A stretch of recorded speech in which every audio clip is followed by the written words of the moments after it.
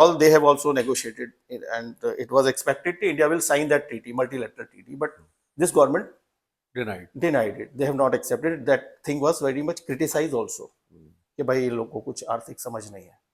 लेकिन अब फिर वही डॉट मिलाओगे आप तो समझ में आता है कि what this government has done.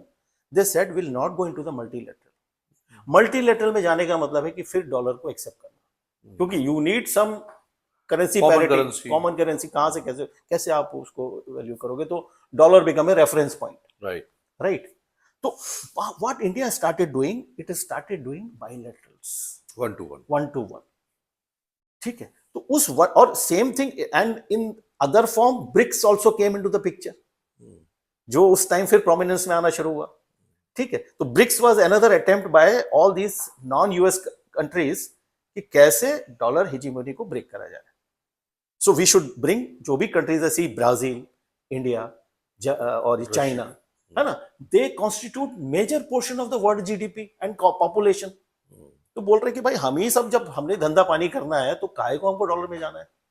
That is why Trump is very much afraid of BRICS. बोलता है ब्रिक्स बनाओगे तो मैं तुम्हारे को ऐसे कर दूंगा, सैंक्शन लगा दूंगा, ये कर दूंगा. तो व्हाई जो Trump is now annoyed with BRICS, because they know कि अगर डॉलर की डिमांड जाएगी तो डॉलर की डिमांड जाने से क्या होगा कि वो अपने मर्जी से प्रिंट नहीं कर सकते.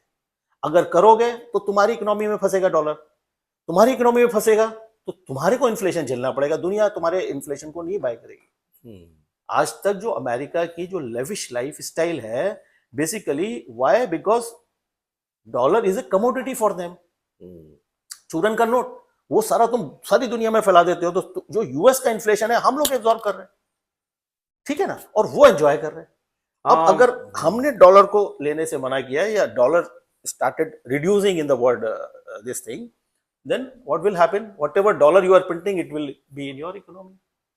So you have to suffer the consequences, right?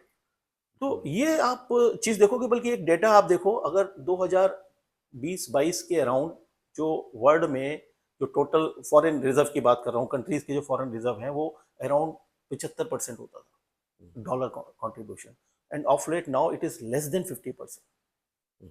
So it's a huge decrease. We are talking about the global मतलब जो फॉरेक्स जो आपका डॉलर का डोमिनेंस है, उसकी तरफ से बात कर रहे हैं. ये तो काफी बड़ा तो उतार आया. हाँ, तो ये दिस इज